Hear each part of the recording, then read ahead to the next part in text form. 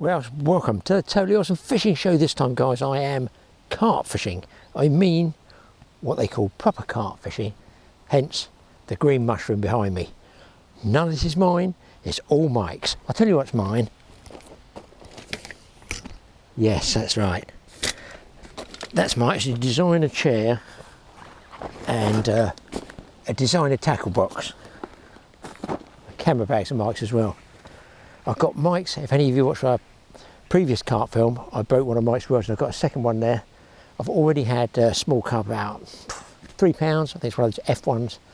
Already had one of those. As I was pulling the bobbin down the first cast, I thought, that's funny, that tip shouldn't be doing all this. Didn't even set the buzzer going. So I've got 3 rods I can use. I've got a pair. I've got one baited up over by the island, one sort of not really by the island on this side. This one I haven't even rigged up yet because I get sidetracked by fish going on the top. There's not a lot showing at the moment. They say it is producing. I've got for bait, just so you guys, I know some of you guys love all the latest and greatest. I mean, all I've had is an F1, guys. Don't go and buy packets and packets. That's all I've had. It's called Pacific Tuna, shelf life bait, 15 mil. And these are CC Moores, which I think is quite a famous one. I think these ones are the, shelf life, these ones. I think you get freezer ones as well, I'm not sure. And then somewhere around here I've got knocking around some other bigger boilies.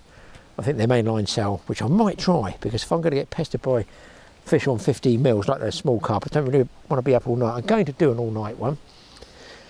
The weather's not good. All that's happening is there is a sort of high pressure that's trying to come up over the UK, the southern part of the UK. Then for the northwesterly airflow up over Iceland is a big low, and that's pushing two. One's going clockwise, one goes anti-clockwise, and that sucks a westerly wind in the airflow off the Atlantic. That's why I'm not out of my boat shark fishing. I'm here carp fishing. Anyway, I think it's going to be a reasonably rough night. A lot of rain coming in tomorrow allegedly, so I'm going to try and do as much filming as I can. It's now not exactly an early start, guys, 4 o'clock in the afternoon, but I've got the setup there. What else have I got to play with? Not a lot really. There's not a lot you can do. I've got the wind in my face, which I didn't really want, but it's busy on the far bank. And where am I, you might ask yourself? Yes, I'm at Tobber Fisheries, Tobber Fisheries. 1, 2, 3, about 4 or 5 lakes here. Or more than that, 6 lakes, 7 lakes. Good fishery. This particular lake I'm on, well, I think they go up to 26 pounds. There might not be a lot of 26 pounders in there, but they do go to 26. Chance of getting a double figure fish, pretty good. You know, 10, 12, 14 pounds. That's all I'm after. That's all I want. We're not looking after 30 to 30. And I'm going to give it a go and see what we can find out. Hopefully I do get a take or two. So I'm going to run through the baits a little bit later on. Might get something to eat first. There's a wide variety of techniques you can fish, what's called like a sort of bolt rig standard carp fishing technique. We'll go through that later on. At the moment I've just got some bait out there, I've got some ground bait. I'll show you what I've got, shall I? That's what you want to know. All you guys want to know what I'm using. Look, I don't know what I'm doing, I'm just fishing, aren't I? I'm just fishing. I've got in my bucket some of Mike's dog biscuits left over, which they have been soaked, but they've been refrozen. I don't know if they will. Look, there's already bread down there. Yes, you know that's mine. That's 50-50. Actually, some float, some sink. And there, of course, is the enemy. In here, I've got a mix of the Boilie's #1 feed, and I've got some ground bait in there, just regular ground bait, some bran. But I've got some of those floaters in there. The theory being that as I make these balls up, and the small fish nibble away at it, right, put it there, if you can imagine this, as the small fish nibble away at this, it exposes these floaters and they rise up in the water like this, they go up through the water column. That's their theory anyway. So instead of ground bait normally crumbling going down, this is the reverse, it goes up. I also squeeze these quite hard because I don't want to feed the small fish. I want to try and get the small fish nibbling around it to break it up. But I want to leave it down there because they will scoff absolutely everything with these F1s in here. I'm going to set that up a bit. I like coming down the top of it, so quiet, but for some reason, I don't know, there's a lot of aircraft activity. I think it's military. What I'm doing here, like, is squeezing these balls of ground bait together with the floaters in there. Oh good, the ducks are taken off. Hopefully they go with the other lake and pester somebody else. Now listen, this is a day ticket fishery here. Anybody can come and fish this, just pay your day ticket. You could do night fishing there. Not one of those weird fisheries with rules and regulations all over the place, bait restrictions, can't do this, can't cast on a Tuesday any day with a Y in the month and all that. It's a regular good fun day ticket fishery that they just basically, they want people to come and catch fish and enjoy it.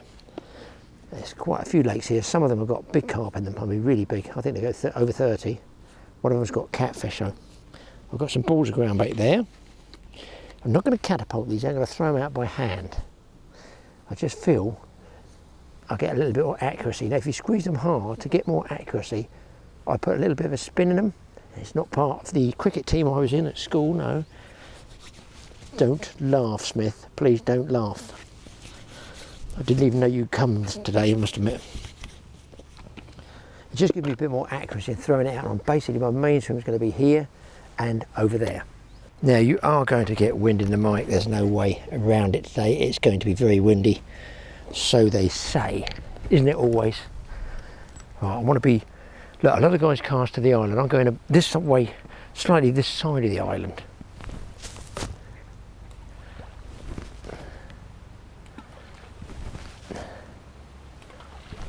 Now you see how accurate I can get those by throwing them and putting a little spin on them. That one broke. Don't matter, I'm sure they'll find it. Now I'm going to be fighting wind all the time with this microphone, so I'm trying to keep it shielded. Right, so what they told me in the tackle shop, because we're in a drought summer, this is 2018, normally you'd be casting right as close to the islands you can get. Two things, when it gets dark, unless you've got an absolute, unless you've got an absolute exact mark so you know there's no overhanging leaves, I don't want to put my lead on bait straight up a branch. I want to keep away from it a bit, so I'm going to try and drop mine short. But the other reason I want to come away from the edge of the margins is because of the low level. So when they dredged all this, they said that they made the islands, it slopes up onto the islands. Some of it subsides down like that and makes a little shelf. So here's the island, there's the water level, there's the shelf. The water level was up here, but it's dropping. So you don't want to go so close to the island that you're in about a foot of water. You come away from it on the edge more, and this is just particularly at this time of year because it's dropped, let's say for argument's sake it's dropped a foot. Well, a foot on that slope means I might have to come 3 feet this way to get the same depth I would have got under normal water conditions. So that's a little tip there. It was passed on to me by the guys. I've started to fish a little bit shorter. Why not take what information you can from the people that live here? My first job has been to throw a few bits of bread out, and I did, before this wind came up, I did have one good carp taking bread off the top there. But that's stopped now, plus, you know, it's windy, it's dragging everything down, so I've stopped that for the moment. The other thing they told me to do is, as well as use boilies, is to two things really, is to fish near the margins. Now I'm a great margin fisherman, I'm a lover of fishing in the margins, but I do like to know where the fish are, maybe see a few fish moving. So I've got one rod which I haven't yet put out, which I'm going to put in the margins just down the left here. I've got some little plain pellets, which are the coarse ones. They're, I think they're 4mm coarse pellets. So I've got a tub of trout pellets here. I always tell the trout pellets are nice and dark. I've got a lot of oil in there. And they said, fish a bed of these, which obviously the small fish are going to knock off big time, a bed of these pellets, and then fish my boilie over the top. So my boilie is back here. I'll show you the size of them so you know. All for beginners. Experts might as well go and put the kettle on. There's nothing you're going to learn off me. There we go. I'll put them in the top, you can see them. It's all for beginners. This is not for the experts. All the experts, you might as well switch to another channel. There's nothing you can learn off me. Most of the experts know it all anyway. It's for beginners. Trout pellets are here, small. Ordinarily, if I was barbel fishing, I'd be using those with a band, what they call a banded pellet. It's very, very, very good, and tench as well. And there is the boilie. So you can see the boilie there. So I'll basically be fishing those over the top of this, and I'll be using a dissolvable bag, because I've got a lot of people following us all over the world, and they wonder what all these different rigs and techniques are. You can get what's called a solid bag. I'm not even sure I've got any to show you. Yes, I have. It's like a solid PVA bag that dissolves in the water, just like a plastic bag. You can put your bait, your lead, everything, and some loose feed inside that, or you can use, let's put this down, all the carpies, they know all this, nothing you're going to tell them. Oh, a beep on the other one, that's nice. For beginners who might want to get into carp fishing, which is basically, those are the way forward, they're the people of the future, the fishermen of the future. You get these sort of mesh stockings, okay, which you tie a knot in the end. Now do not do this with wet hands because it is water soluble, dissolves in the water. Is that the word, water soluble? I tied a knot in the end of the stocking. Alright, you can make these bags up, but do keep them dry. Then you've got a hole at the top. Now if you use trout pellets, they have got an oil to them, they will start to dissolve quite quickly. So I'm not going to use those for this particular bag to show you. I'm going to be using plain boilies and plain coarse mill pellets. Right, so the wind stopped, I'm going to do this now. They are the plain coarse mill pellets. I've got this pigeon behind me, it's cuckooing like crazy. Coarse mill pellets. I'm going to put a bed of those in this stocking first. Just like this. A little bed of those, that gets the small fish feeding. Then I'm going to put maybe 1, 2, 3, 4, 5 of my hook bait samples. You just shake it there, pull the stocking down a bit. Just like that. One little tip, just watch the whole shebang doesn't just slide off. And try and make it into a ball there. Got the knife. Make it into a ball, right? Tip this down there. There's a little beep on there, it's probably a small F1 carp. Tie a knot in it, right? Just like this. Don't pull the knot tight, pull this side tight and try and roll the knot down towards the bag itself. So you can basically keep it as close down to the stocking as you can. I'm not really fishing, I've just sort of chucked the baits out because I panic. It's taken me half an hour to put Mike's bivvy up. All this is Mike's gear. Snip. Little tip they tell me, tie a knot in this ready for the next time, because don't forget, if you're fishing into the dark, you want that ready, and you can pre-tie some of these as well. Definitely small carp, he's going to crank off in a minute, you watch. He is going to crank off in a minute. So there's your little bag of free samples, free offerings, free hook bait samples. You basically just hook through here a couple of times with your hook bait obviously on here, cast it out, your hook bait then nestles in amongst this, it dissolves all in amongst the little pellets, the little fish come and nibble away, along comes a big carp, sucks it all up, eats these bigger boilies and hopefully takes your hook bait with him. But keep those dry. If you're not using them immediately, I tend to put them back in here, then they're easy for next time. Saves you a bit of time, you can do say 2 or 3, I wouldn't tie a load up. Now I've got to think what I'm going to do here on this other rod. And these rods, once you cast out on these bolt rigs, there's nothing else to do really. You know, it either hooks itself or it doesn't hook itself. I'm tempted to try a floater out there, really am, or a pellet waggler. Might need polarising glasses, so that sun's going to go right round.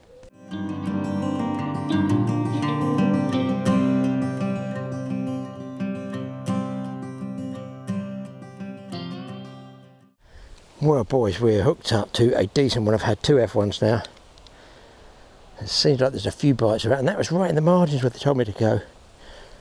I was just setting the bobbin up, put on the bobbin and it went. Wow, I think this might go somewhere over 9–10 pounds, I don't know, it's going well at the moment. This is that Hyperloop rod, well, yeah, Hyperloop, which is really, really soft. That's some good catfish right there.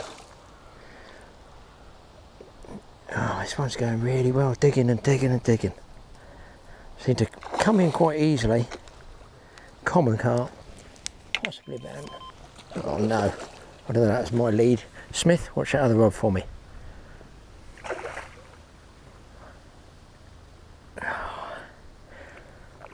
Yeah, it's common carp. Not a big fish, not a big fish at all. But by golly, is he going well. This was on a white cell, this one. I took the others off. And I'll show you what I did just now to... I think we're in, yeah. I think we're in. I'll show you what we did to get this fish. Oh, actually bigger than I thought. Let me just unclip this. Wow. Boy, this is a lot fatter than I thought. Wow, this is a nice fish. I'm actually going to weigh this one, guys. I'm going to put this one somewhere around the 14s, I think. About 12, 14. What do you guys think? No gambling. It's all Mike's gear, even down to scales. I don't even use scales, to be honest. Can't even see them.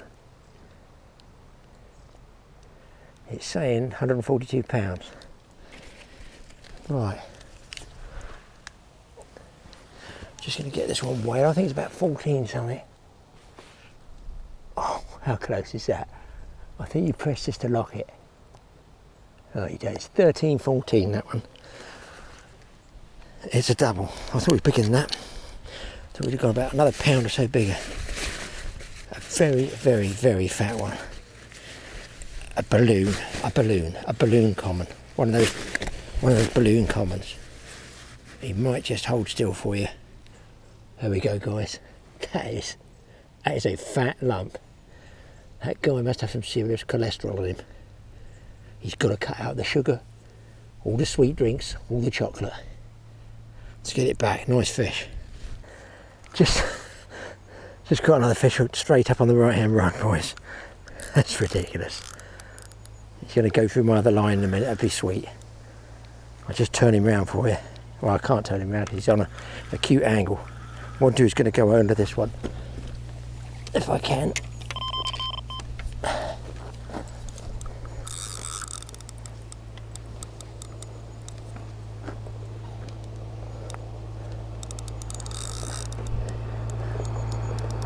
Well, there's another carp. Here comes some in a buggy to check on me. All right. Oh, he come off. What's that about? It's your fault. Your fault. That was a good double, guys. Nothing bust off. They just pinged off the hook. Well, well, well. It was a fish. Promise you. Now I'm going to show you this bait. So what I did, because all you guys out there, no, I'm not really carp fishing. I just catch them. Not really a gung-ho carp fisherman. But I've got to think about it. I thought, hang on, I'm putting this ground bait in. I've done this so many times before. Just get this sorted out. Got my boilie, got the bolt rig. This was in the margins and it went straight away. I get some ground bait like this. Let's pull you guys down, you can see what's happening. A ball of ground bait around the lead.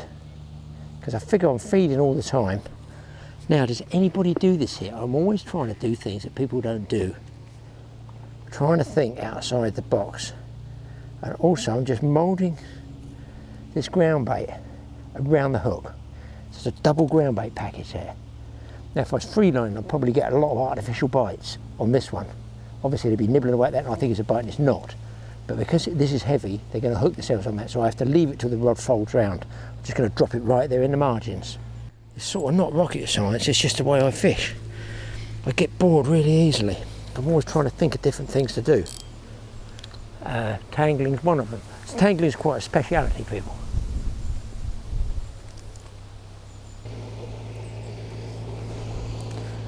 Right, here we go. You can see I've got a double bomb here. I'm just going to lob it down there, because I've already put a lot of ground bait down there. Bang, it's on the bottom. I give it one jerk to soften it up and then creak this around. As per normal, it goes in the setup here. Bait went on. Now the last one I got actually ripped the bobbin out of my hands as I was doing this. So I'm assuming he ate the ground bait ball as well on the hook. That's nice and tight. It's a little bit looser. I'm on back one now, aren't I?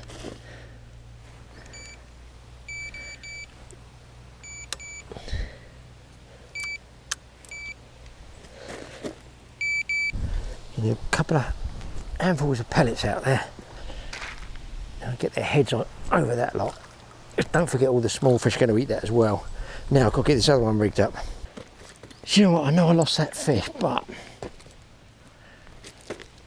I think I'm actually going to go for the same setup again with a piece of ground bait around the whole rig.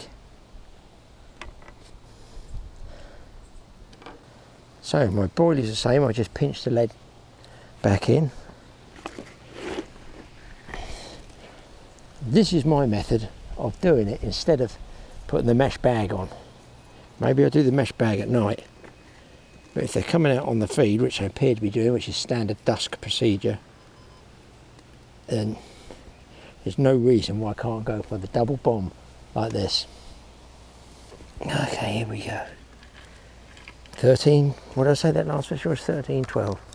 Right, so here's the double bomb.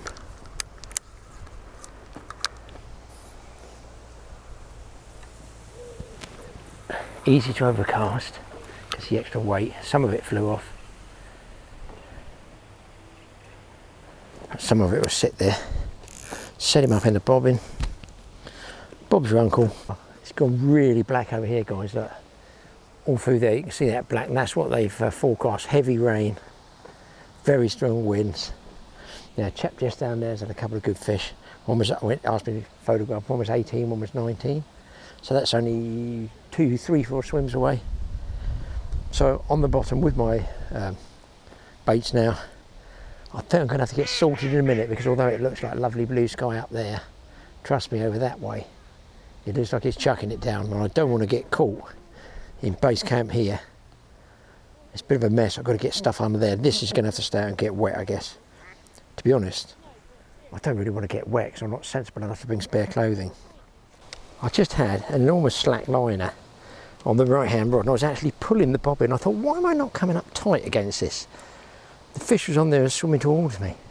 And look at that black cloud, man alive. I am so going to get pasted tonight. Good bend of this rod, check drag ram. I like these reels, I must admit, I do like them. Smooth, I like the line. Rods are a bit licorice stick, but they're okay. Yeah, fish to 20 pounds, no problem. The chap's got one up there as well. Look, he's got another one. I wonder if he's going to get a bigger one this time.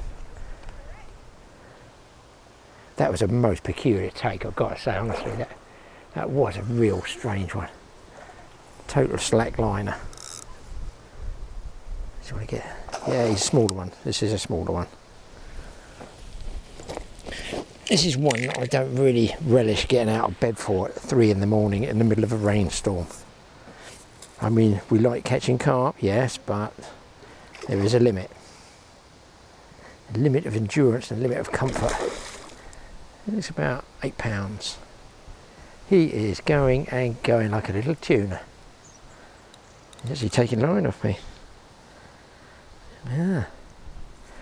You can never tell. I notice a lot of commons fight very, very hard when they come in close. Now that one was on that double ground bait ball, guys, just by the way. I've tied up 3 more, I'm going to call them socks, those mesh bags. I've tied up another 3. Just in case it rains, I've got them ready, but the ground bait seems to be doing the same thing, to be honest. And there's no boilies in amongst it. Wow, this fish is going. That is ridiculous. Don't need a big one. Wow. Come on, buddy. Let's give them some down and dirty. They don't like the side strain. He's in though. I think I'm going to move that mat a little bit closer. This one's seen better days on the hook front. There, the hook's out. There we go, common. I'd say he's about, nice big tail on it. Look at that orange tail. That is a nice, decent size one. A bit deformed on that pec fin. I'm going to put him back using this. Just a bit easier.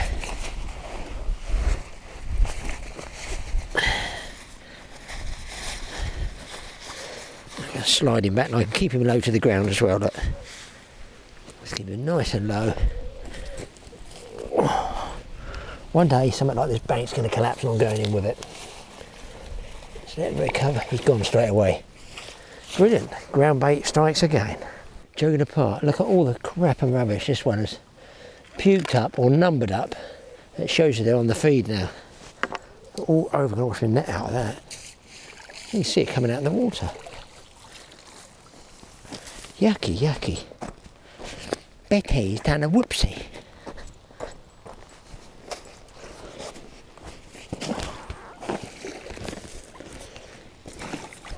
I'm going to move this down here, guys, a little bit closer, a bit more organised.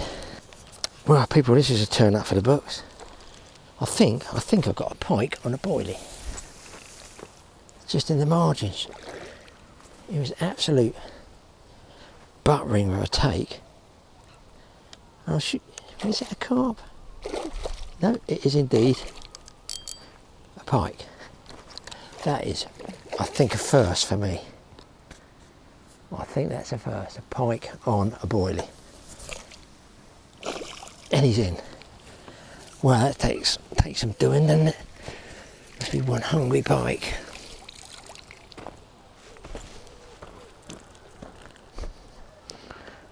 That is ridiculous. I'll be pleased to catch that in the winter, look.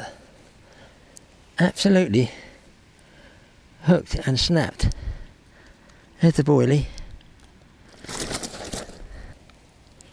That's ridiculous, isn't that not ridiculous? A pike on a boilie. Wow. That's and a bite on the other one. Oh my god. Let's get this guy back. I think they do actually get some big pike in here. Slide him back, he's gone. Pike on a boilie. What is this place? And I didn't have the lucky hat on, people. There it is. Well, I had it on, I had to take it off. No, I did have it on, I had to take it off the film.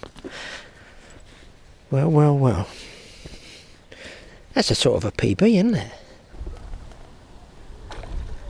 Oh, yes. Well, the guys did say fish in the margins, didn't they? They did say fish in the margins, they told me. I'll tell you what, I'm going to have to stand up for this one, people.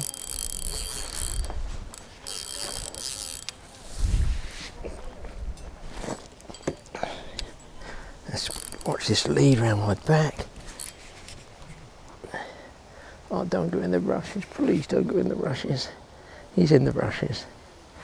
I might just get about 6 inches, a foot or so more, and I should get him out. I think I got him out. Oh wow, he's a nice fish. Mirror. Nice fish, nice fish, nice fish, nice fish. Oh, he's in the net. He's been in it before. I think I got him. He's in. He's in, boys. He is in. He's a wire.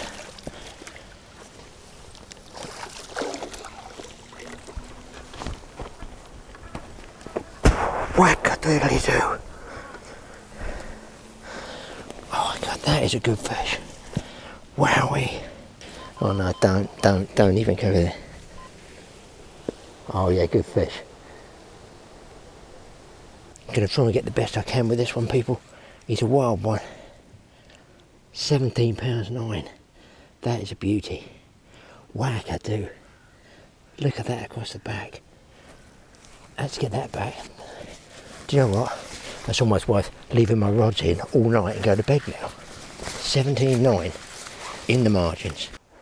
I think you must have got the take there. Oh no, I really don't need this one going as well. Could be thankful for small mercies. Oh wow, it's another nice fish. It is another nice fish. This one was on the one over to the right up in the channel there.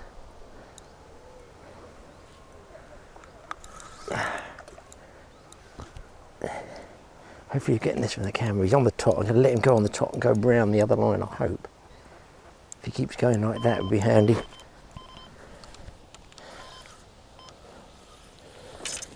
I think he's got the other line.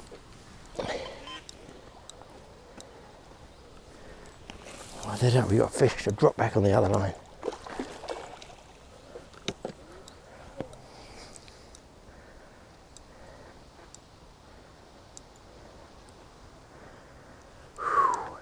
Another good digger, boys. I don't think I've got that line, I'm not sure. Fingers crossed you're getting some sound on this, because the last time I was shark fishing last week I dropped the microphone in the water. Not a good thing to do. Salt water and electronics do not go well together. Well, it's a great bit of fishing. I wonder if it's because this pressure's coming. Oh, it's like a... Is that a ghost? I think that's a decent ghost carp.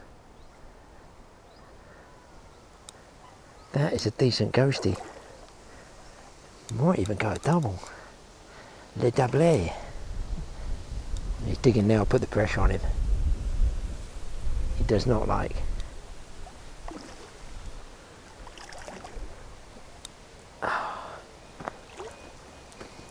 I just realised this. Oh no, this is Mike's original rod. I've got a feeling that's a double figure ghosty there. What? It looks like a koi or something. Great giant koi there. I dare say they're all known by their names, but he's certainly going well.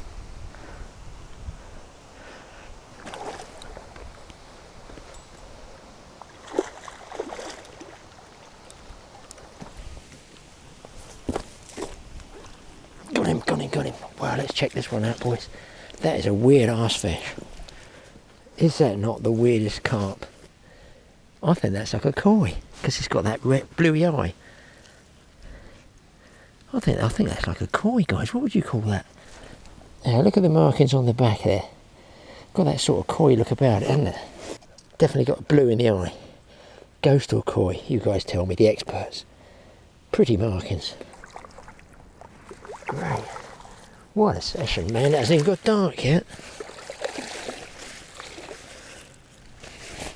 I quite like that ground bait. I really quite like that ground bait rig.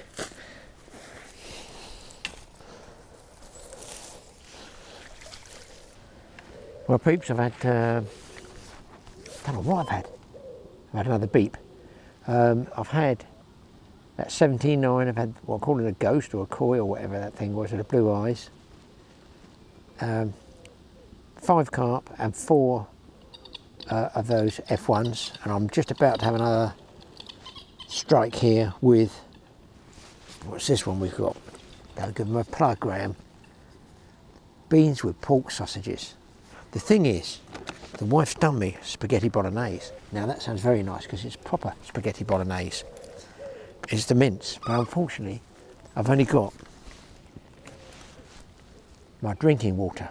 Now I don't fancy boiling up the spaghetti, which I've got here. I was going to get pasta, but I got the long spaghetti, you know, the long stuff. And then having this nice spaghetti bolognese, nice stuff, not tin food, nice stuff, and then have to drink the water that's drained out of it, because I won't be able to make tea or soup or anything with it, will I? I don't fancy it be all starchy. So that's what I've got now. Beans and sausages on the go, on the very, very last bit of gas that's in that. It'd be so nice to get a hot meal out of that gas, because that canister is virtually empty. I've shaken it and shaken it. I just so love getting something for nothing, like we all do. Trouble is, the beans cook first and the sausages take a little bit longer. I'll put the spoon in there, see if it can melt. It's funny, I'm looking over here, and the guy over there, gentleman, was having his altercation. He disappeared. A gentleman over there's having an altercation with his child. I guess it's school holiday time. Language is fairly right. Gentleman down there has done really well. He's quietly tucked in the corner there. He's had a couple of good fish out too. I'm doing okay, I can't grumble at all. Let's give that a stir. But what I find strange is they seem to come round in batches, like there'd be a fish over there, fish down the side, fish to the left. I'd get a take or a beep, and then it goes quiet for 15, 20 minutes. But it can't be one giant shoal, can it? It can't be some huge shoal, it must be spread out.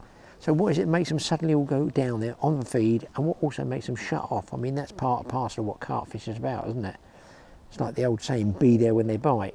So I've done really well. If I do any better, I'm going to probably fish till midnight, depending when this rain comes in. And if it does go quiet, I think I might either put a snowman rig on. That's that one over there. A snowman rig on so that I don't get pestered by these F1 carp, and I do not need to keep getting out of bed all night. Or I just wind in and I go in here and get some serious Zs in and put the alarm on for, say, dawn or something like that. Well, there's another beeper. Could be that duck, could be the duck. I caught several carp actually, by the way, on the same boilie. I haven't changed the boilies, and I thought I'm getting a few tweaky ones. Maybe I should be putting fresh boilies on, so that's what I've done. If I do get another one, I'm going to try and get it on the big camera, and I've also got the big floodlight which I can put on top of the camera if I do get a fish into the dark. It is 8:05. Guess the rain's on its way. That's why I'm cooking up now. That gas is actually going out, and I can do a good job of sticking those beans to the bottom of the pan. Not quite enough to strike, not quite enough to strike. I've got my hand there as well, so I can do this. I can feel over my fingers whether it's actually pulled tight or not. Strange bites, they're not really roaring single. Oh, look at the starlings up there. That's rare, you don't see that. When I was a kid, we used to see millions of them. You just don't see those big flocks of starlings anymore. Yeah, so if I do get one that's beeping like that, I automatically put my hand and just cross the line like this, so I can feel how tight it is. And if I feel fish pull the other end, I just grab it and I strike. But I haven't had any single toners. Bit of a single toner bubbling down there. What I do is I get a dry portion of toweling like that, and I like to dry that bend of that hook. I even dry the lead, and that way it stops any, come here, stops any drips from that hook or from the lead actually dissolving the bag before you cast. Yeah, it's just a wild fish. Just love it out there a little bit. I said a little bit, it's about 6 feet too far. But I'm sure they'll sniff it out. Greedy pigs they are, Carp, greedy as anything. I hear them referred to as mud pigs because they dig around in the mud, and it probably is a pretty good comment on them. I want bread out there before the ducks come, and some boilies. Listen, I normally mess about filming, but this one looks a really good fish, and with this bad weather coming in, I don't want to risk staying up all night. In fact, I was just talking to the gentleman next door, and he said, don't leave your rods out all night because you'll never get any rest. This looks a nice fish. Again, over in the channel, middle of the channel, not near the islands or anywhere. Wow, this is, I tell you guys, this is a good double. I don't know whether you're going to see this one in the water, probably not.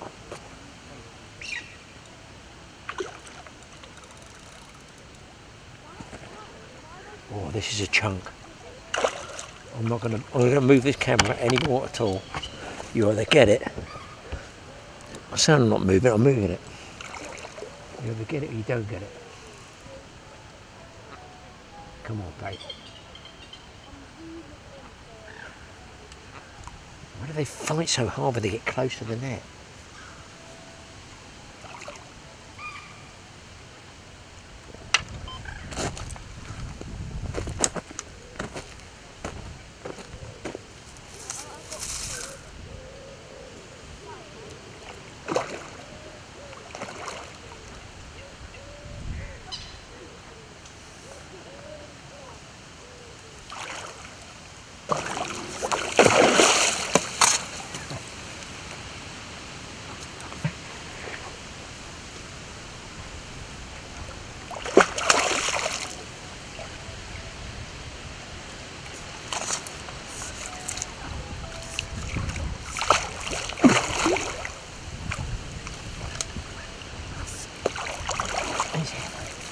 Wow, that's a good scrap.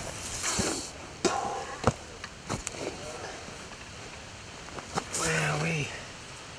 That's a nice looking fish. This, guys, is a lump.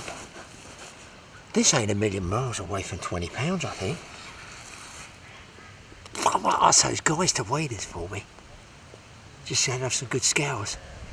18 to 19 maybe. Oh, that's a beauty, eh? That is a good fish. Wow, it's not even dark yet. I think I might give it till midnight and then wind the lines in.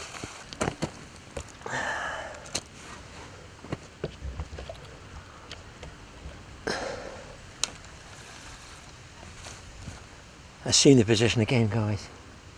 This is why I drive an hour and a half to get a topper. When it's on, it's on.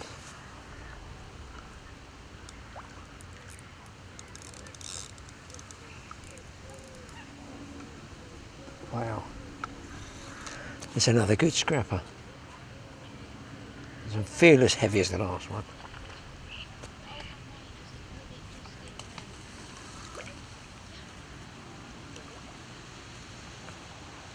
God, his rod is walloped over.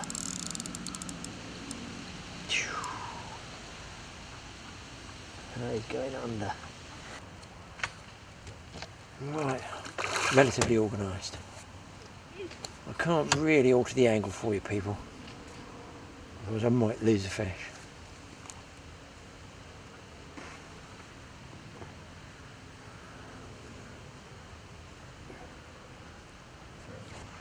There's just a little bit of light left there.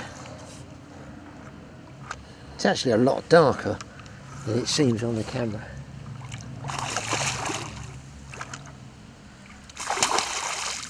Wow. He is going ballistic close in. Looks like a common there. We go around the other side.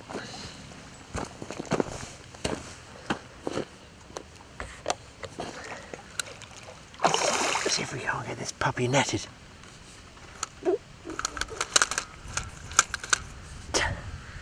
Perhaps not. Wow. I mean, there's a crank out there. Oh no, don't. No, not the other one, please. Don't think it's tangled. I think that was actually a take. It does not want to roll over. Now, you see, sees that net. Nice collar. That's it, he's in.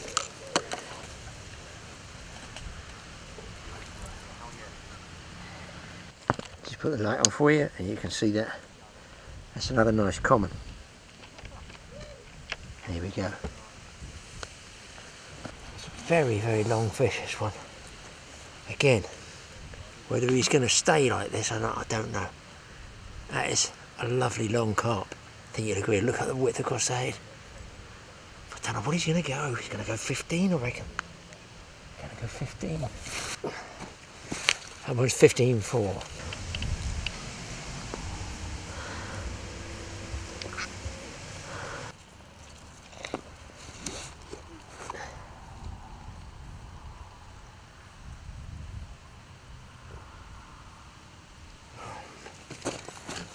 That's sick, that is, people, that's sick. 19 pounds on the dot. Can't make it any bigger. 19 pounds. There it is, people. 19 pounds on the dot. Get this one straight back, he's covered me in slime. Well, people, I've had 10 doubles, up to 19 pounds now. I mean, I can't take much more. There's too much action almost. It's weird because they're now coming literally on one rod, out in the, just in the middle of the channel. It's not near any features that I can see at all. Unless it's somewhere that other people haven't cast, I don't know. But definitely every single one I'm using, that ground bait ball pinched around the boilie.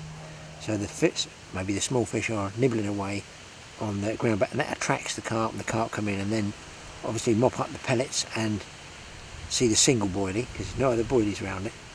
Could be that, it could be just on the bite with this low pressure that's coming in. But it's now 20 past 10. I never thought I would say this, but I think I'm going to wind in. I mean, I'm never going to get a better film than 10 doubles up to 19 pounds. Maybe 11, maybe 12, maybe 13. I don't want to get wet. I'm going to give a horror story tomorrow. Other guys around here fishing as well. And I think possibly I might get my head down a bit, put my phone on for, say, I don't know, 5 o'clock, 6 o'clock in the morning. At least get a few hours sleep, and that way I don't have to worry about the buzzers going off with small F1s tugging at the baits or anything like that. And then have a fresh start in the morning. I might pick 1 or 2 or 3 more fish up, depending on the weather. Of course they could shut down totally. So I'm getting myself organised in my cab, got everything I think is going to get wet inside. But quiet in the margin rod, quiet straight out by the island. The only one I'm getting the takes on, just way out in the middle of the channel. Quite bizarre. The wind is freshening all the time.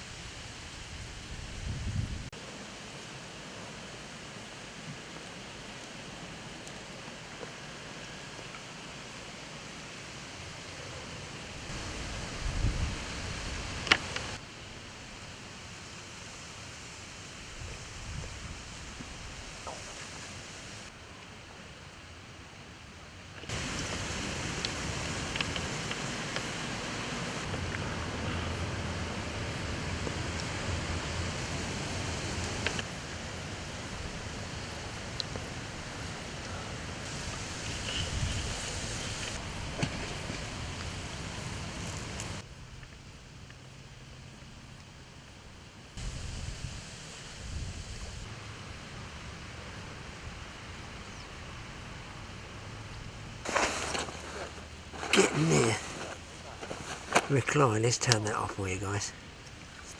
By the way, this was in a skip, this bed chair. I normally have just a folding camp bed. It's very, very low and I have trouble getting out of. This is a bit higher. It's got elasticated sides to it, a bit of foam. It's like a sort of, I don't know if it's a top end luxury version or not. Well, it would be, it's in a skip.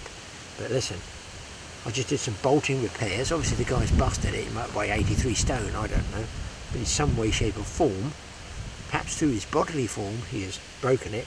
I've mended it, put different bolts and stuff on it, and we'll find it tonight if it's working. Got the old trusty sleeping bag. But I've got all the gear in here now, so I'm all pretty well up for heads down. Probably sit out there till about 11 o'clock tonight. If they have slowed uptakes now, go on my stealth red mode. I get a few tweaks now, so whether those F1s have moved in, I don't know. But it's looking ever so comfortable in here. And I'm thinking maybe if I wind my rods in, what I could do before, if you don't want them, you know, you're always worried about getting stuff stolen, is to, and it does get stolen, people have had them actually off the rod rest where they come, just gently turn the buzzer off, snip the fishing line, leave the rigs out there and walk away with the rods. They don't even bother with the buzzers, just take 2 or 3 rods. So it can happen while you're sleeping in them as well. So what you want to do is put your rod tip in your butt rest. You can put your reel in here, which is also expensive, and obviously if it's over your legs in the sleeping bag, should anybody start yanking them to get them out, they're going to wake you up, aren't they? If you leave them out there, you never know, especially if people see that you've got them stood up the side here and you know you've got them racked up. You're plainly obviously you're not fishing. If you're not fishing, you must be asleep. Listen, it's the way of the world. Better be careful, haven't you? Anyway, I think I'm going to leave it. I'll give it another half an hour because it's not started raining yet, and the fish definitely on the bite. But even though they've phased off a little bit now, and I have still got those 3 mesh dissolvable bags, PVA bags. I haven't used them. I think I've had one fish on them. I've had 9 on the groundbait ball, crushed around. I'll show you in the morning. Crushed around my boilie. That's all I'm using. Got my trusty lamp here as well. That can actually come in when it starts to rain. Now, if you know it's going to rain and you're going to get some bad weather, obviously you want to get everything inside. My tip would also be, if you've got a regular bait can like a maggot container, don't forget there's holes, ventilation holes for the maggots to keep them alive, to keep your worms and your maggots alive. Also the rain will get in there, so if you've got, let's say you've made up some mesh bags, PVA bags, you got them in there, you think they're dry, no, the moisture will get in, dissolve the bag and you'll have none made up. Also, if you've got just regular pellets, they're going to get wet, they're going to get damp, they're going to go squishy. You therefore can't put that into your PVA bag. Get it all inside if you can. Put lids on that don't have the holes in it. And I'm just tidying it. I've even curved my rod holder, anything I think canvas, because I know it's going to rain. I've got now inside my tackle that I need can go underneath the bed chair here. Get your bait outside, inside, because of rats, anything else. You don't want rats in there. They're going to chew it, and then not only do you get worried about the rats, let's face it, you don't know with no bait for the next morning or during the night. Cameras obviously stay in here in the dry, but don't forget, use underneath the bed chair. These bivvies are big, some of these. You can use space over the back here. I've got all my camera equipment in here as well, and make sure you use the space that you want access to, drink, water, some food during the night. Underneath your bed chair, you can put your head torch underneath the bed chair as well. Easy access to what you want all the time. And what I do personally, I just lay inside the sleeping bag, leave the zip open, so I can just roll out and grab a rod, hopefully grab a rod. Anyway, we'll see how we go tonight. Give another 10 minutes, I hear splashing down the road there, so they've got a fish on. So they might be coming around again in some form of circuit, so I might get one more fish, which would be nice. Now, some people are paranoid about lights, and on perhaps an exclusive private estate lake or some private fishery, I can see there, I can sort of see it. But on a commercial water where there's dozens of anglers fishing day in, day out, and I in fact think they associate people with bait, with food. So it doesn't bother me having a light out there at all. nothing at all. In fact, I'd love to see one of those rods go off with the light on. So it's entirely up to you, the option's yours. You know, if you want to keep a light just in here, if you want to go stealth mode with the red, you can do. If not, you know, bring everything inside if you're a bit paranoid about it. Me personally, don't bother me at all. And especially because I've got the big camera floodlight and I've caught plenty of fish, lit the place up with this huge 1,000,000 candle power floodlight here, and still caught fish later in the evening. So obviously doesn't really spook them. I think it upsets anglers more than it upsets fish.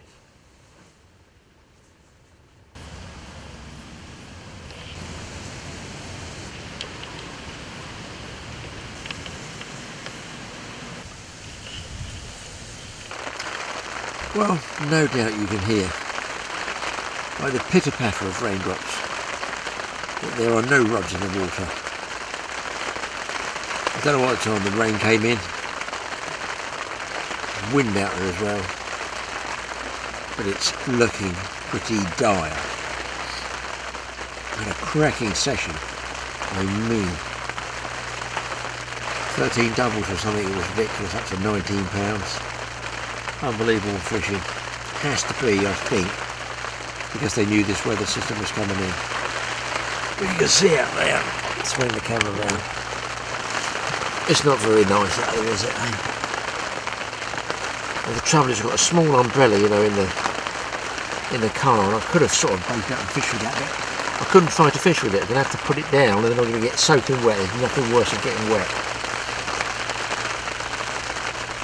I wonder how long this is going to go through. It's now 10 to 9 in the morning.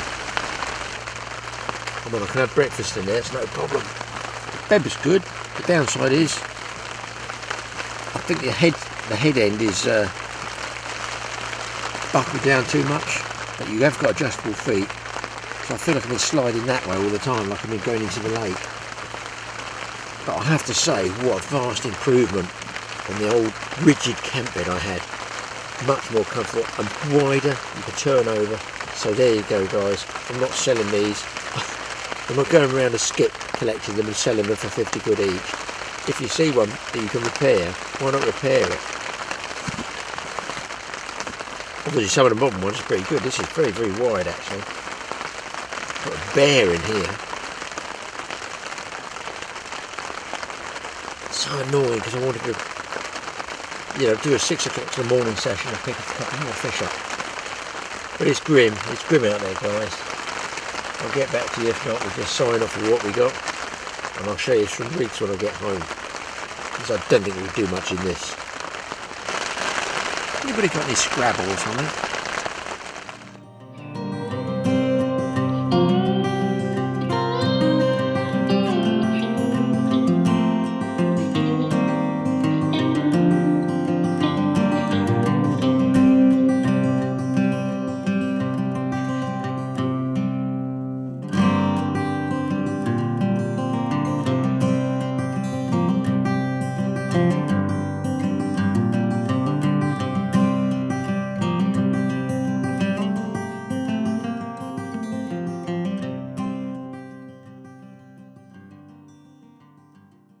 Paramount importance is the luxury chair, which unfortunately for me is soaking. If I can get sitting in this luxury chair, chances are good. I think I'll have to sit on my jacket, guys. That's rare, that stitching now, you know, one day that's going to be on the Antiques Roadshow.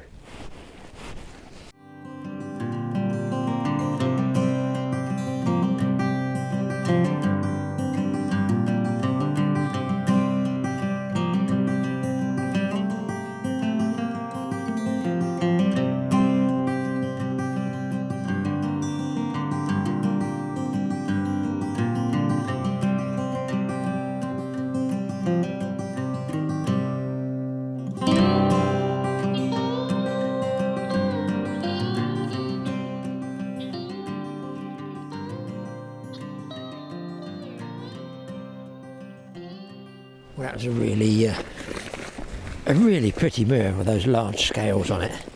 The rain has at long last stopped. I don't think it's going to last. I just texted Mike, he was looking up the Weather Channel, I don't do this internet business. Mike said it should go through by about 11, so I've got 20 minutes. I'll take a gamble and roll up here, have a bit of a tidy up. And I could get some more bait going in. Get my gear out, actually. These are the kiddies who've been doing it, peaches and cream. I don't suppose it probably makes any difference at all. And that's what I always lose. Why do they make these black? Why do they make them black? Why do they make them white so you can find them? And why don't they put these somewhere so I can find these as well? Right, let's get baited up. Okay.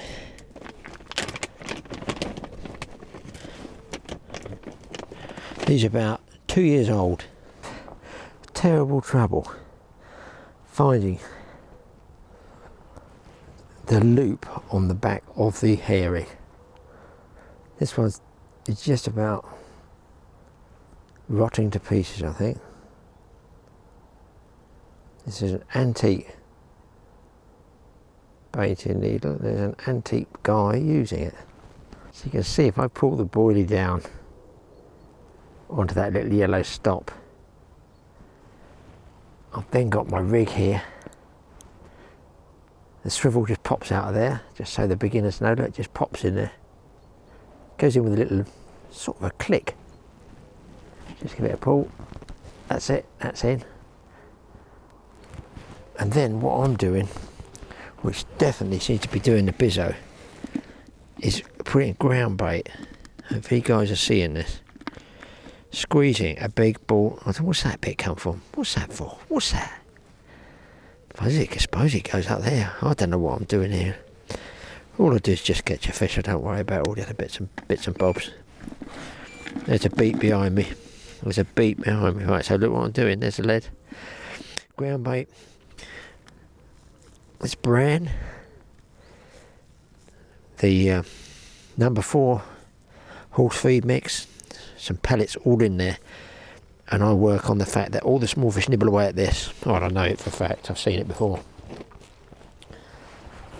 Small fish all nibble away. Oh god, here comes the rain. That attracts the carp, in fact. They nibble away that and leave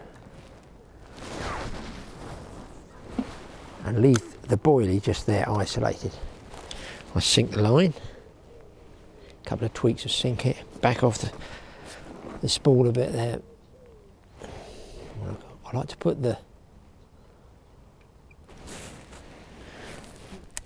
I think what I do like to do, I like to put the ring this side of it.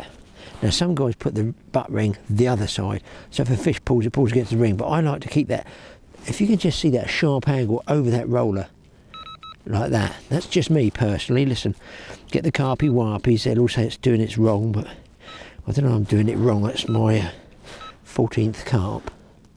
But that's what I like to do, keep an acute angle over the roller or whatever's in there beeping away. And a very slight angle back on the bobbins. There we go, we're all set.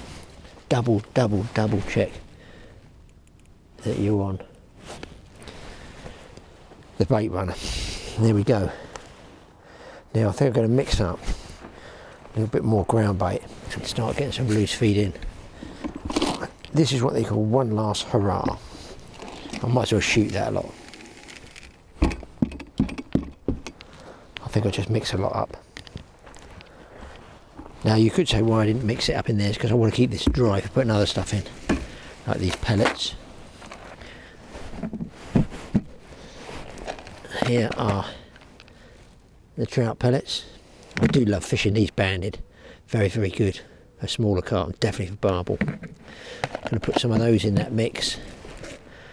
And some of this size pellets. In fact, I might as well do all this now, in case it rains. At least you guys can see it. Whoopsie. Now, just check that out, guys. How long has it been out and it's beeping? That's fish at it already.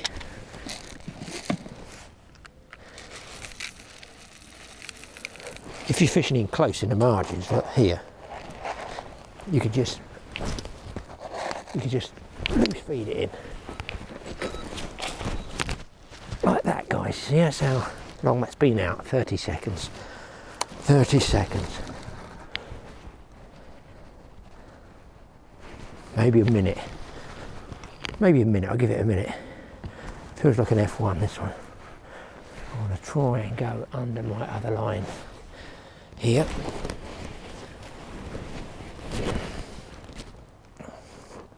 Yeah, that'd be an F1 I'd say. No, it's not. Tell a lie. He's at drag on him. It's a proper carp. Sort of ghosty thing. Coming number 15 or your time is up. Oh, man alive. I'll have to stay on here today if they're feeding like this still. Get you guys a good film. Here he is. That ground bait is definitely for me, for my money, doing the biz. I haven't even used those mesh bags. I want to tempted to go and try them, but you know, he knows that net's there. He knows that net's there.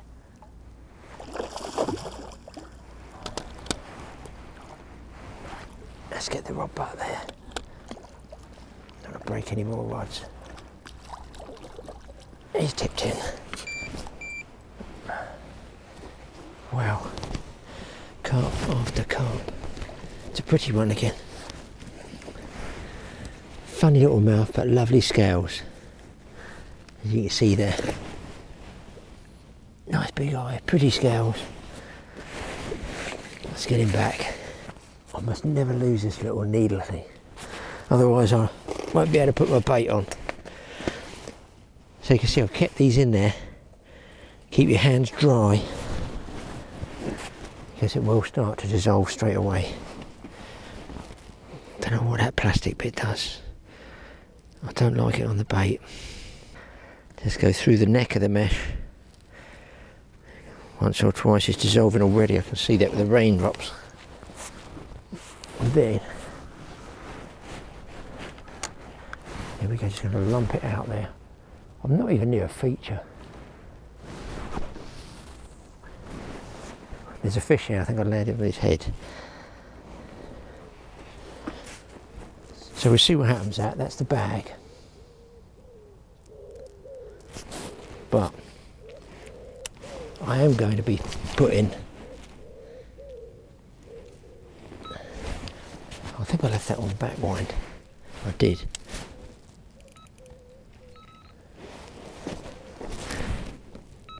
That's it. Let's get this stuff mixed up. Pellets. Get some pellets in there.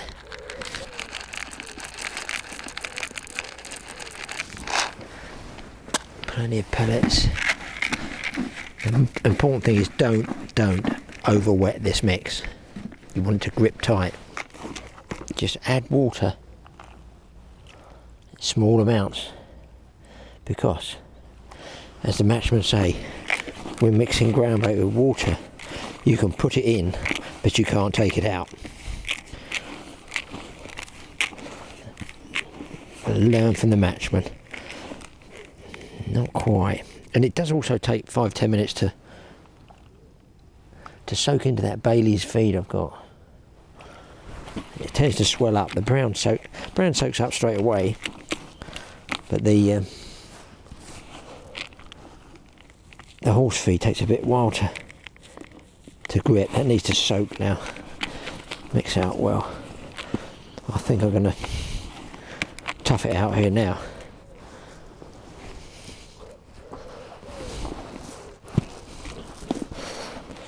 I've got a sort of mental target of how many carp I want to catch. They're starting to glue up a bit. Rinse hands. Fold in water.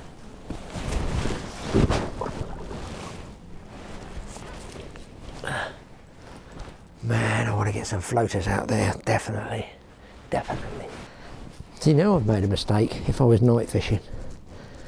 I've left those other two bags, the two PVA bags, ready to hook on. I left the lid off now. If I'd done that normally, the damp would get in there and dissolve them, and especially in the autumn and early winter over there, you'll get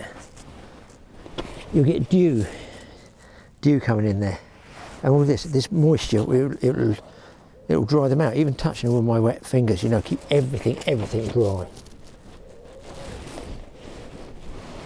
I've got to start trying the other boilies I've got, just so you know. These are the ones they say use locally. I think did I have one fish on them? Look, same size, and they really smell.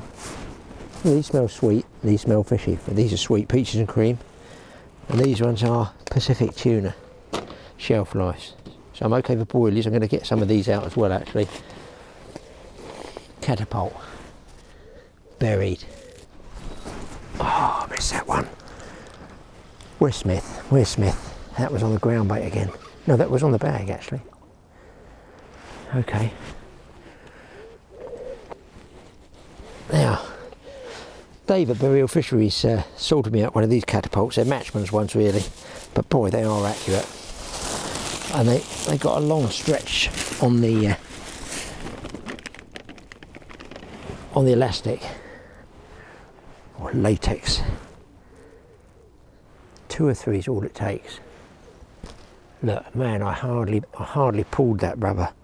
I hardly pulled that, and it went so far, it's ridiculous. There is a smaller grade of these as well. It's very accurate. Wow, they are accurate once you get used to them. You barely need to pull it. Barely need to pull it.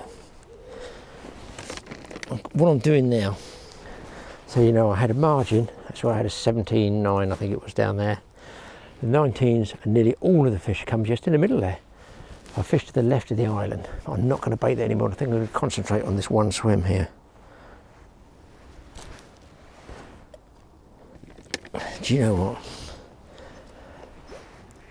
I often wonder if it's best to let all the other anglers buy the expensive boilies and put them in. You just get enough for hook bait, and then get that ground bait mix, which is cheap.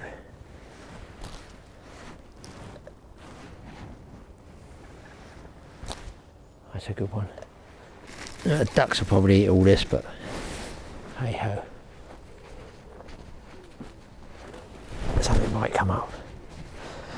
Be nice to get one up and I can film it. I do like surface fishing. Look at that stand out there. When you see that big head and shoulders come up and the lips slurping around the bread. Pretty exciting. Surface fishing would be my general modus operandi. But bolt rigging here with boilies, you can't say it's not effective, can you? Now what else is in this goodie bag? Bread, more pellets, larger pellets. What are these? These look like floaters to me. These are frozen dog biscuits. Well, they're soaked dog biscuits previously. Soaked. Man, if the ducks come round, they're going to think it's Christmas.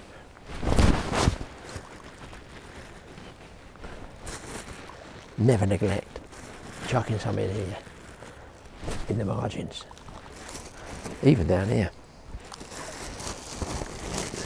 Right, pretty well loaded up. So, just going to pound it with some more ground bait, and I'll squeeze them quite hard. Put about 3 or 4 balls in each swim. Yeah, I want enough left to be able to put it around my bait. That's a good one.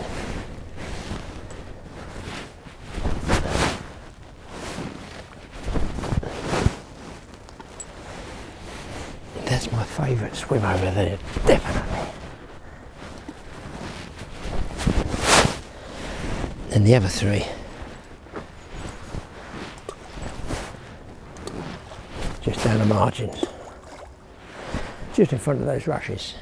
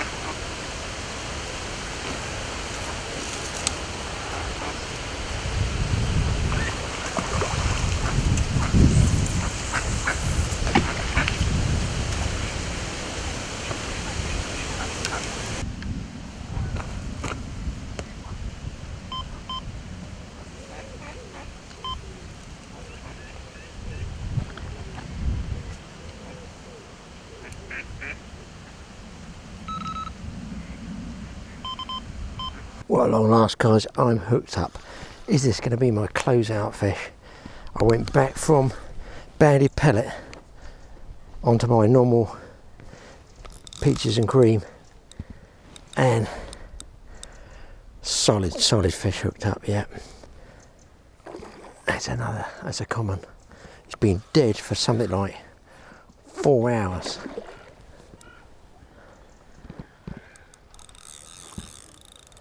Wow. Now, how do I get the... Somebody tell me how I get the landing net without unclipping myself from the microphone.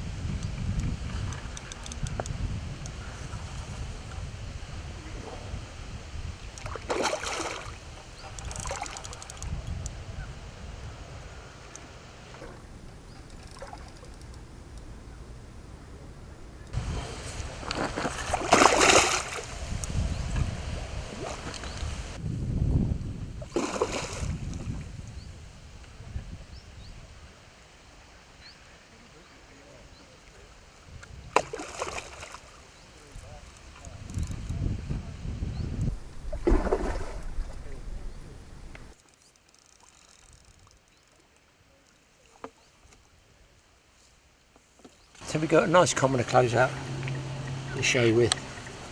I don't know where you're going to go, about 13, 14, something like that. So let's get him back. Long time coming, that one's number 21, believe it or not. And that's 16 doubles up to 19 pounds, which is not bad fishing, I think you'll agree.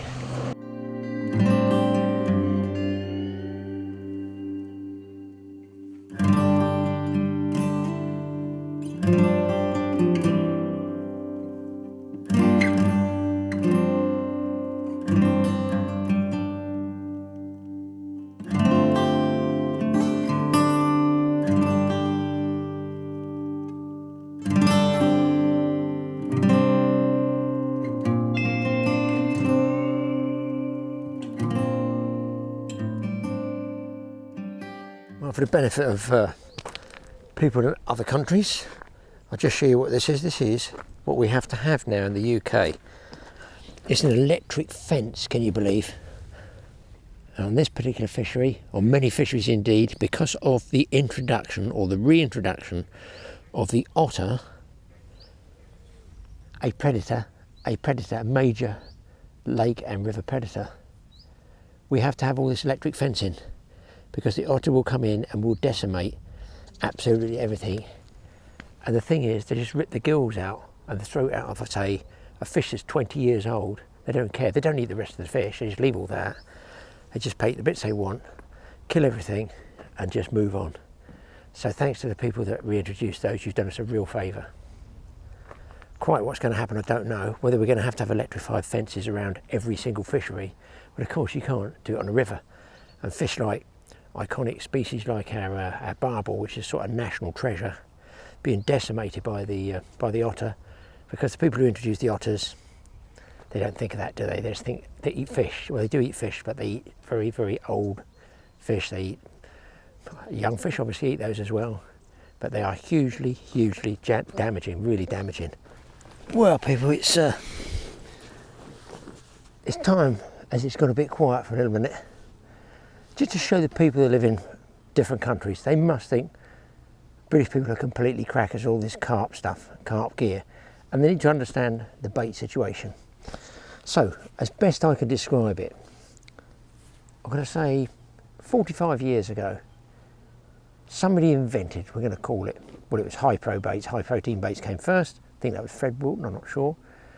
But somebody basically invented a bait that couldn't be nibbled away during the night. So you want to fish for carp all night, there's no point if you have worms, bread, something like that, it's going to get nibbled off. They wanted a bait that could stay on the hook all the time. The small fish couldn't nibble away at it, and that's how they came about inventing these things, which are all in different flavours, sizes, colours, everything a fish could want. Well, let's face it, everything an angler could want, because there's 3 different things there, isn't there? Sizes, flavours, colours. Doesn't matter what the fish want, it's what the anglers want. This is called a boilie. It's a cylinder. It's hard and spongy, so small fish can't nibble it away. But as well as that, it's fished on what's called a bolt rig, which basically means, if I bring the camera down here, I'll try and show you so people abroad can understand how this system works. I don't particularly like it. I think it takes a bit of the skill out of fishing, but there's no question I'm using it here because it is the way to catch the fish. It is very, very, very efficient. I'll show you what I mean. Now, before I actually show you the reel and the bite indicator, let's just show you this, because you want to put a load of free samples, as I showed you before. Here is your PVA, which dissolves in water. It's a mesh one. You can get solid bags, plastic bags, or you can get mesh ones. I'm all ready to hook up here onto my hook bait. Okay, so I'm just going to go under that knot, like that. But you've got to do this with dry hands.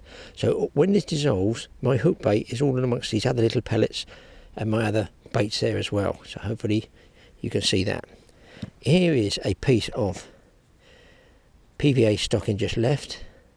I'm going to put it in there, wave it around, and you will see it dissolves completely. Let's just do it with this one. I feel I ought to show people this. Look, there's my bait. Make sure that camera's running around all this expensive bait. In it goes.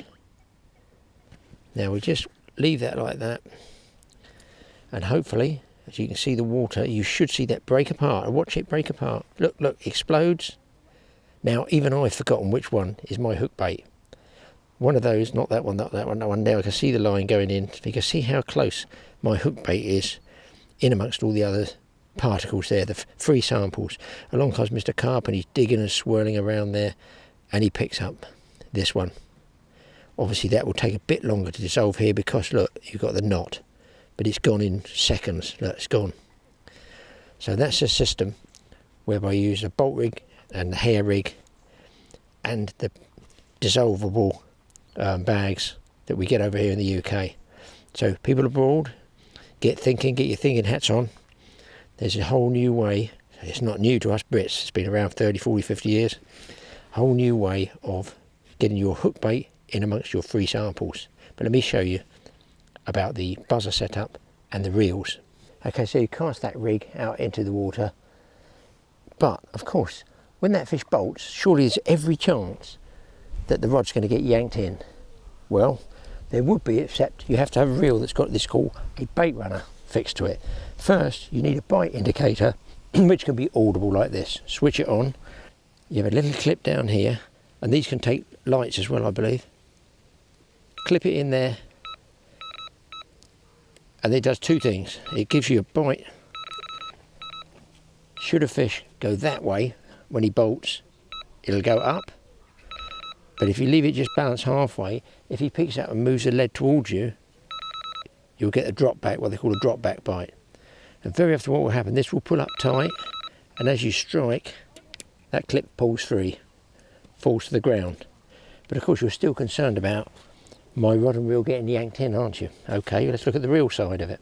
Okay, everybody's aware of their reel drag here, which is your fighting drag. So if fish pulls hard, look, he would, if you had this just an ordinary reel, it would yank the whole lot off the rest and you'd lose it. So you want line to come out under pressure. So at the back of here, it's called a bait runner attachment, is an adjustable knob and a lever like this. Hopefully you can see that there. That's free spool, but you can adjust this tension here, the tugging tension as the fish is running, by this knob at the back, and increase that so that as the fish runs away, you're actually maintaining a mild light pressure on it to help hold that hook in. And then what you do when you go to strike, you just engage this bait runner here, it'll click like that, and then you're on the center, onto center here you have an adjustable drag. That one will be your fighting drag under full tension. But you need that free running bait runner like that. When you turn the handle, clunk, it goes into gear. Now when you tighten up to the fish, you're under full drag and you can fight it like normal. So that is the system in the UK. But What you don't realise, all these people that go carp fishing now, is when I was a kid, the way we didn't have electric bite indicators. We also had a craving for audible detection and visual detection, like the bobbins and the buzzers. But listen, they only barely invented electricity when I was a kid. So what we use for indication, bearing in mind, this way you just go in this camp and you just go to sleep, and fish hooks itself. You can go to sleep and that's it. You just wait till the buzzer goes, you get up and lift the rod up, the fish is hooked, it's no problem. We couldn't do that years ago. We had to stay awake all night. Bite indicator, a piece of silver paper, audible indicator, a tin lid, this is a modern one, yes, a tin lid, and some old pennies, which in my case are copper 2p's, and I'll show you how the system worked, and it did work. Shocking how we used to fish. I can't tell you how many fish I've caught doing this. Silver paper is rolled up into a strip and then into a circular shape like this, rolled around the line. You would cast out, you would move it like this so you could watch it pull up towards the butt ring, and you would strike and it would fall off like that. Right, so that's the visual side of it. That's all we had to watch at night. And what we would do is sometimes we make it into a V, just like this, just so that you've got a bigger area to look visually. Bear in mind, no lights. I didn't think torches were even invented. And wait till you see how we used to have the audible way. A tin tray or a can was placed beneath the reel like this. Hopefully you can see it, just like this, just there. You would cast out, you would bring your bail arm around the top like this, you would open your bail arm, you would balance the pennies on top of the rim of the spool like this. Okay, hopefully you can see that. You'd see the visual indication of the silver paper going up, and if you weren't sure of it, you'd say, have I had a run? As the fish went like that, it pulls the pennies off the coin and fell onto the tray. You need to close the bail arm and strike. That is absolutely no word of a lie. So all the guys that carp fish at the moment probably don't even realise that that's how I used to fish years ago, with a couple of old pennies on top of the line. I'll show you again. I'll put the mic down there. You balance your coins just like that, and as you had to run, that was your audible bite indication. You've got to laugh, haven't you, how we used to fish years ago. That's the way it was. We caught fish then. Obviously, we stayed up all night. We couldn't go to sleep. You guys out there, modern carp guys, you don't know how easy you've got it. Man alive, try sitting up 8 or 10 hours through the dark, staring at a piece of silver paper, waiting for that coin to drop. And is that where the saying comes from? Waiting for the penny to drop. Well, enough of that. I want one more fish to close out with. I think I'd have to change my rigs. Put the coins away. 6p down there. Well, thanks for watching the Totally Awesome Fishing Show. Hopefully you got a few tips from that. A little bit of an insight into some of our UK fishing over here. We have a big following of foreign countries as well, so hopefully a little bit of beginner's intro into how we fish for these carp. Might be a help to you, might be of interest to you. So thanks for watching the Totally Awesome Fishing Show. Look out for TA Outdoors. Mike's channel's going nuts at the moment. Well over 470,000 subscribers. So it's not going to be long before he's got 500,000 subscribers, hopefully. Hit the little notification bell, hit the subscribe button. We'll see you next time. And of course, yes, that's right, I'm going to have one last cast. Back to the peaches and cream.